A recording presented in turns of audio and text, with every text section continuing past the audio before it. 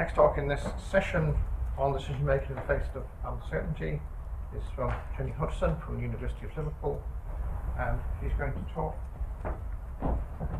on the modelling decision making. Jenny. Thanks very much, Peter. And thanks very much to all the organisers for the whole month. It's been a fantastic, stimulating time for me, and I'm really pleased to have met so many of you in this room and had a chance to have really stimulating discussions. So there's a bit of a mystery. I know on your sheets what's going to happen in this session. Had a bit of a powwow with Guy, and I'm going to focus on the decision making, and he's going to focus more on the uncertainty. And hopefully together we'll stimulate some debate. But this is really what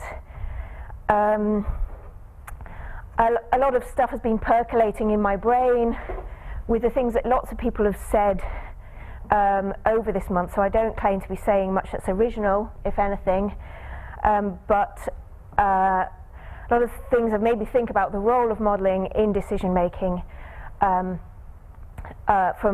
compared to how I see decisions getting made in my field. So I think we want to know, if we want to improve how models are used for decision making, we should first of all focus on the decision and work backwards from there, and ask in what ways is modelling helpful to the decision making process.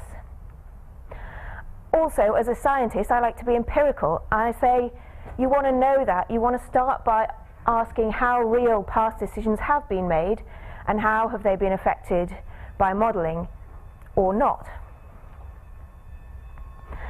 And also an interesting counterfactual to imagine what would have happened if no models were available for the particular question at hand.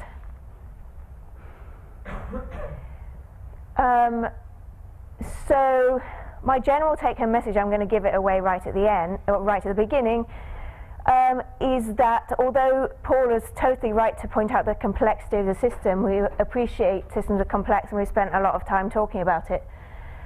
It doesn't follow that we have to build ever more complex models and put all those processes into a given model. So when I started planning this talk and looking back on decisions I knew had been made, it struck me that I didn't see much wrong with the cases where the models used were quite simple.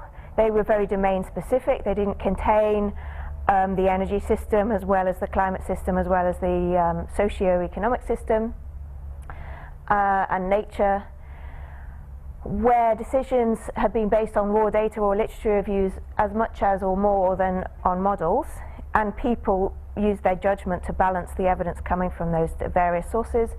So human brains were trusted more than computers. So to try and illustrate these points, I'm going to take you through a few decisions that jump out at me. So the UK decision to reach net zero by 2050 is obviously a climate change example. The other three examples are more biodiversity ecosystem services based.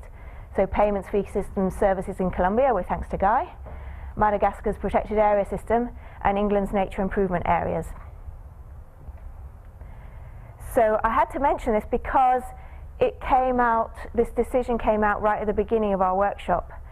And I think it's a really fantastic example of models having a massive political impact.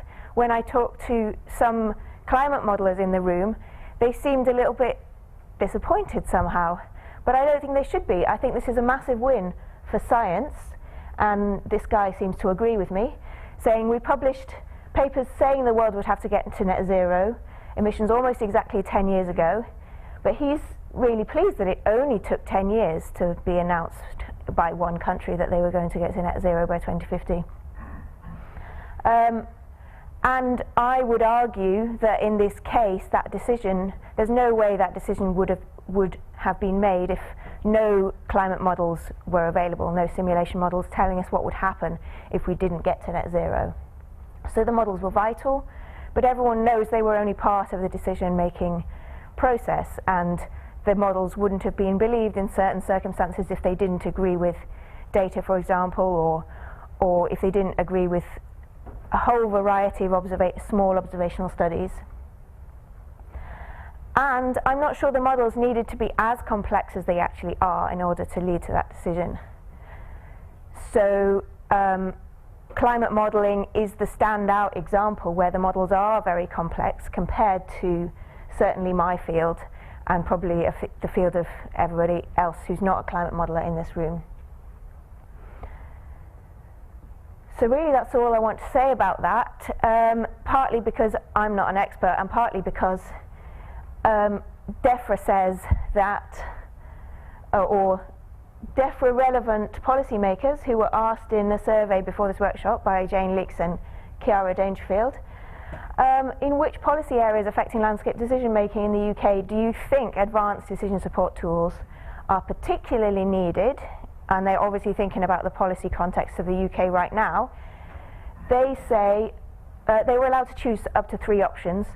So most of them chose biodiversity as one of their 3 options. Sorry, you can't read all this. That's biodiversity slash ecosystems. This one is agriculture. These 2 are climate change mitigation and adaptation. So those 2 combined, probably equally important. So I'm not ashamed of spending the rest of the talk talking about biodiversity, which is my area. And in biodiversity, as in other areas, there is a long lead in time from doing science to producing outcomes in the real world. And the decision, perhaps when we're talking about a decision, we mean something like this point here, new policy and finance mechanisms established. It's still very hard to find documented examples that have reached even this stage 3, still in stage 4, and the ecosystem actually responds very slowly. Even over decades, we're still living in British ecosystems with the effects of for example, pesticides that were introduced in the 1960s. The effects of things we do now may take decades to materialize in the ecosystem. But Guy pointed me to this paper, and I think it's really useful read if anyone's interested. And from it enabled me to pick at least one example that had gone right down as far as anyone's gone yet in biodiversity and ecosystem services, modelling that has actually affected a real decision. And it's in payments for water services in South America. So that's PES means, for anyone not familiar with the lingo, PES means payments for ecosystem services. And so this is a contract-based voluntary system that investors can decide or not to pay money to people who manage the land that might manage it more sustainably than otherwise. So you can see there's a few examples where they think they have reached stage 3 in payments for water services. Oops. And the first one on the list is the Cauca Valley in Colombia. I think this was the first one that they did. Is that right, Guy? And they used the INVEST model of ecosystem services. So INVEST allowed them to model the water system and also the return on investment, say in economic terms. So they do a study, collect data, put it through the model, and produce results. They go to stage 2, they raise awareness by direct working with local governments and so on. Stage 3 is fairly easy with the INVEST model because it gives you all you need to produce a financial product. So you have a portfolio map, and that led to nearly $1 million being invested in this valley. And they estimate, or they haven't had chance to measure the ecosystem response yet, but they think this amount of investment should increase sediment retention from 3 to 10%. And it was regarded as a success in the local area, such that the other Latin American governments are interested in rolling out this exact approach throughout the continent. So this is a clear example of modelling being directly involved in a decision that affects the landscape. So my second example is on reserve design in Madagascar, and I wanted to mention this example for its own sake, and also as an example of quite a big field of reserve selection, biodiversity, nature reserve selection optimization programs, which have been around for probably 20 years and haven't been mentioned much in this program so far. Possibly because they're all very biodiversity focused. They're only focused on legal protection of particular sites to stop people developing there, or whatever you want. Everyone knows what a protected area is, right? Yeah. Okay. So there's a big literature on reserve selection optimization, some really clever computational tools based on quite straightforward maths, but implemented in a really nice way. So you have a very clear objective. It's to cover all species with your reserve portfolio across your geographic area.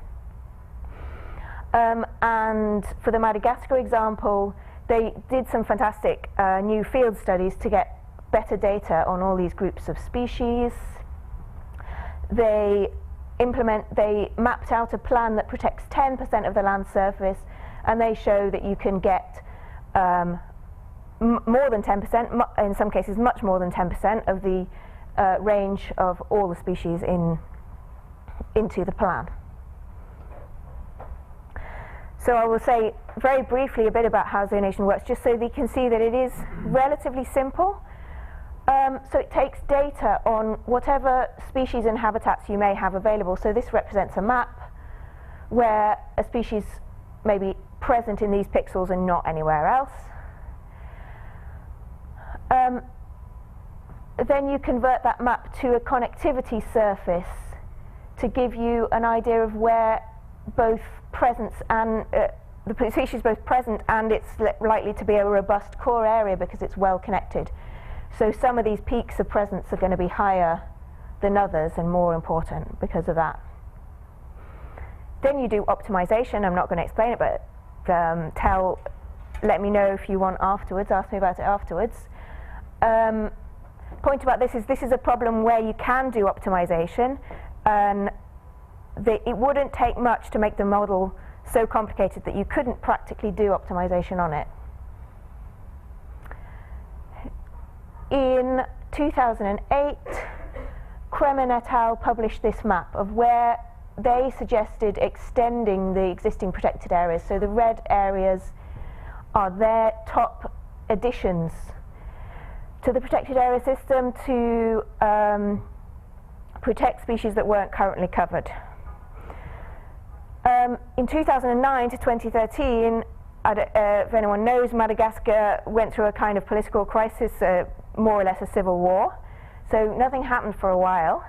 But then, amazingly, 2015, they did come back to it, and they legally protected all these dark green areas. So you can see they didn't take those suggestions one-to-one, but if you look carefully, you can see some significant matches, for example, up here and down here and along the coast, the southwest coast. So the model, I think that's good. There's good evidence, and we know because they were actually talking to the Parks Department that they did influence the decision.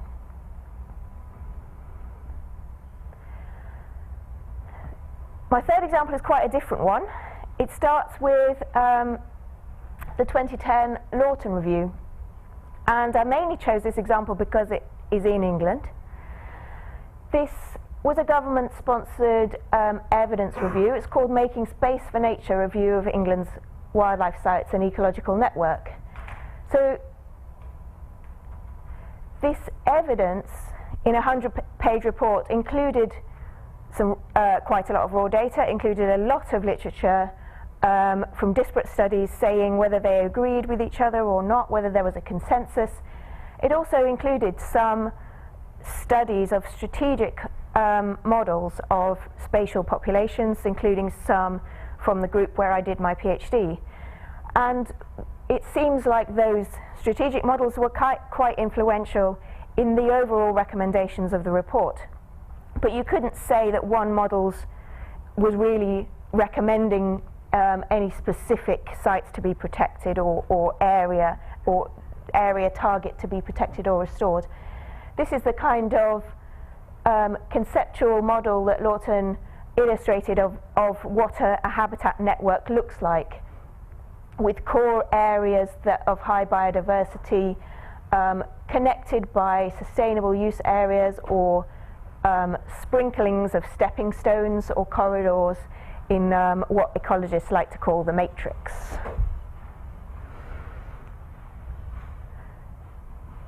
So, rather unusually for a departmental report, this didn't just sit on the shelf. It influenced the 2011 white paper under the coalition government and the biodiversity strategy that was published for England very shortly afterwards, with specific targets for habitat restoration and protection and condition of semi-natural habitat in England. So what actually, oh yeah, I thought this was quite funny because I looked back at the Lawton report and I hadn't remembered this. They actually did some costings for some of their recommendations, which they said they could cost. I've deliberately blanked that out, what the recommendation is and the description of how they arrived at the cost. If anyone look at the costs down here, guess which one of the recommendations they actually implemented?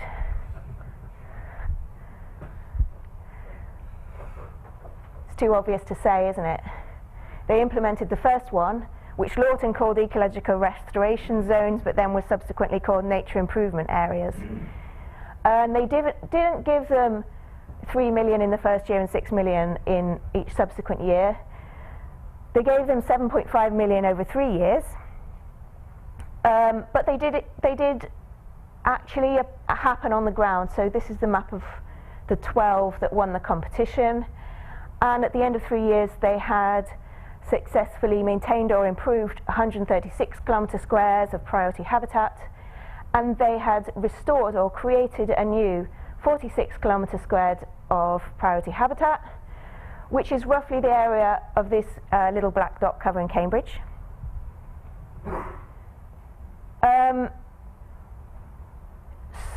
In terms of the 2020 target that was in the biodiversity strategy, said they'd like to create or restore 2,000 kilometres squared of habitat.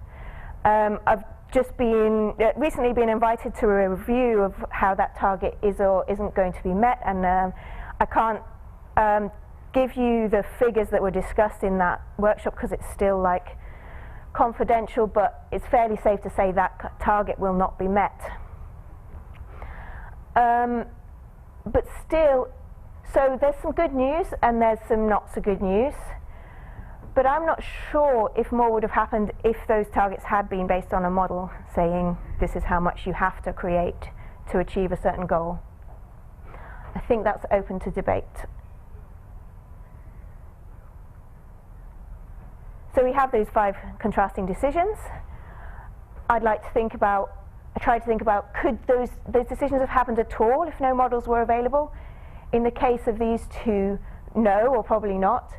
In the case of the Madagascar protected area system, the patterns of protected areas, I believe, would have been very different if you hadn't done that systematic plan.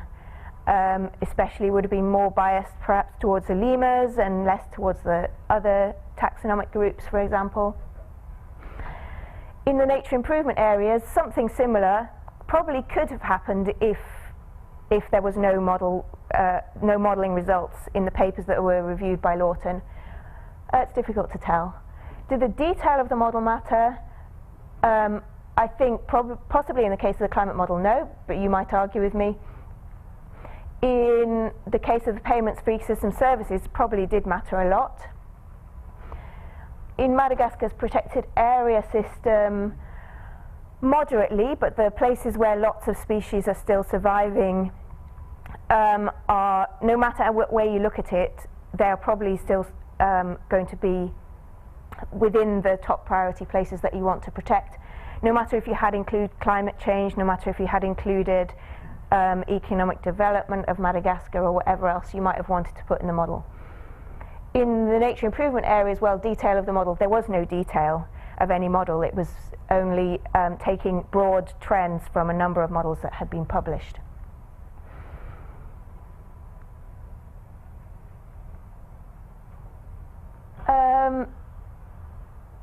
So this tells us that models have led to landscape decisions, and I believe they have been helpful,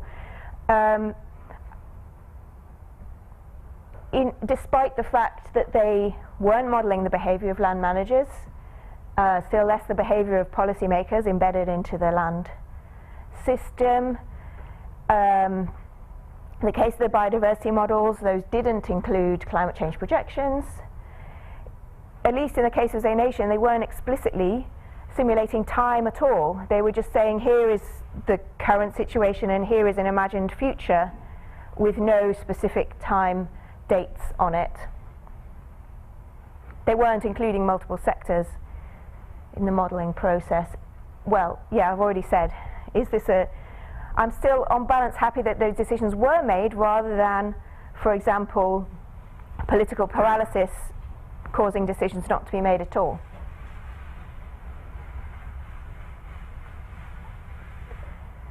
So of course we need to keep on researching the complex multi-sectoral models, but perhaps we need to admit that they are going to stay in the scientific realm a bit longer than we might expect. And there are some good technical, mathematical reasons why this might be the case, which we've also discussed in this workshop. So one is, which is optimization, is NP hard, that's a computer science term, or possibly impossible. And it's very difficult to explain to non-modelers what NP hard means. It means that that the more variables you put in your model, it doesn't just make your model more complex or difficult to optimize in a linear way. It's very, very steeply increases the difficulty of finding an optimum. And even the best computers we have, for when you want to model landscapes, for example, the size of the UK with parcels the size of farms or fields, it's just not feasible still. So the other issue is a statistical issue, that countless model setups will fit the available data equally well, and that could potentially be fixed by collecting more data, but I don't see any prospect of that happening anytime soon, that the data availability expanding enough to be able to identify specific parameters from a model. And the other one is a practical issue, that maintaining transparency and adapting your models to different purposes is a lot of effort when your model is very complex and is being written by loads of different people, has to be documented all along the way. So the policy and science question becomes, how do we choose appropriate model simplicity when systems are overwhelmingly complex? It's a subjective choice of what to put in the model and what to leave out. And modelers often are left to make that judgment by themselves, and I think that there should be more openness about how that judgment is made.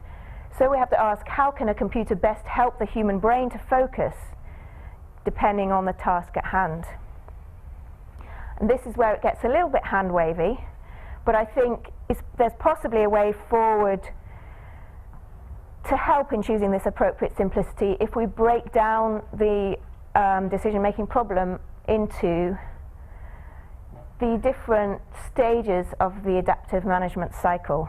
So this cycle has been around for a long time, in different flavors. That's my interpretation.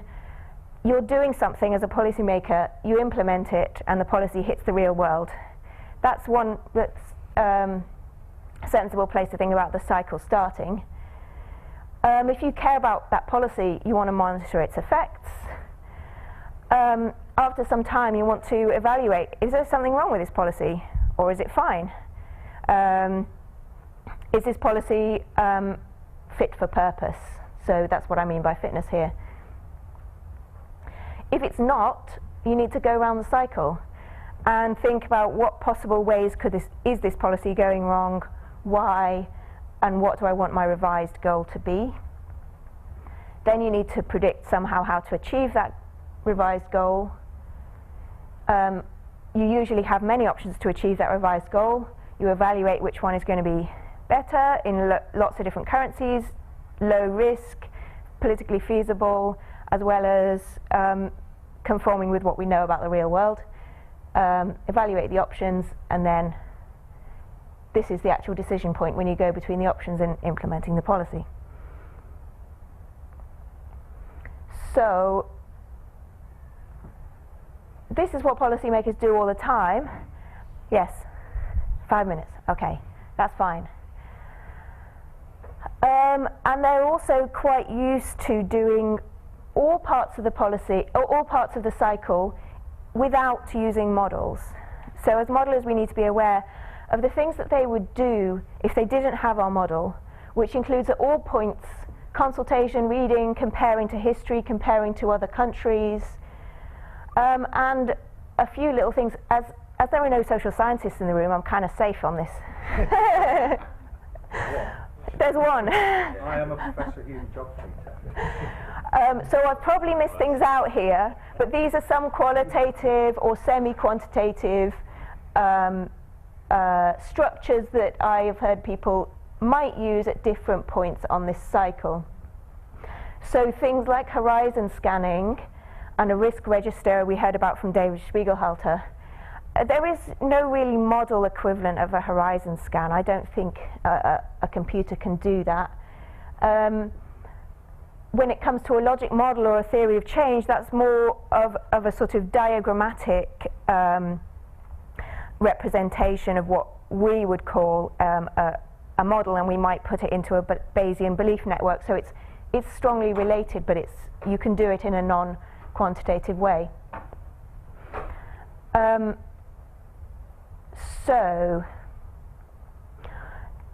So backing up all of these qualitative methods, we can have quantitative methods that we can slot in as and when they're available. But brain power, as I've said, is always needed to decide the model formulation, and different formulations are appropriate at different stages of the cycle. So I think it's really important to get involved at this stage, for a modeler to get involved in when you're deciding on what to monitor. You want to predict how long it's going to take before any significant effects are seen in your system. You want to simulate, at that point you might actually want to simulate interactions between the biodiversity system and urbanization, or between the biodiversity system and energy fuels. But at other points you might not have had to.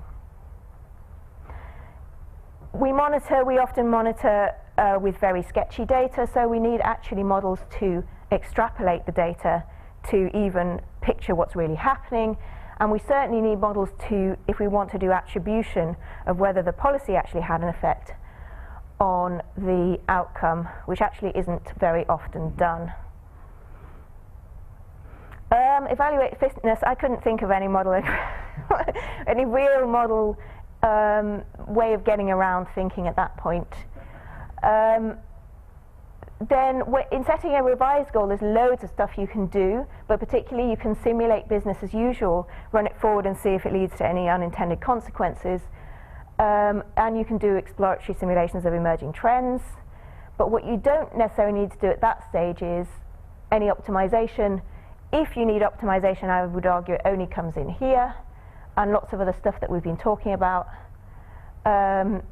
Over here, you might need your decision theory and your cost-benefit analysis. So I hope that makes a little bit of sense. That what I've tried to say is, as we've said a lot in this workshop, it probably would lead to better outcomes if modelers were involved in an ongoing dialogue all the way through this process, But if you're not, if you're just phoned up and say, and a policymaker says to you, I need some modelling now, you might want to ask the decision makers to explain the adaptive management cycle they're in, so at least you know how they got to that point. Ask the decision makers what they do if no model was available, and just try to improve on that a little bit. To choose a simple model specified using brainpower, obviously, that matches the point of the adaptive management cycle. So that's my hunch, but statistically, I don't know whether that's more likely to work than any other modelling approach. So I think there's an evidence gap. Can we collect evidence that this kind of approach would work better than any other kind? I think that remains to be seen, and I'd really like to see the evidence on it. And that's my talk. Thanks very much.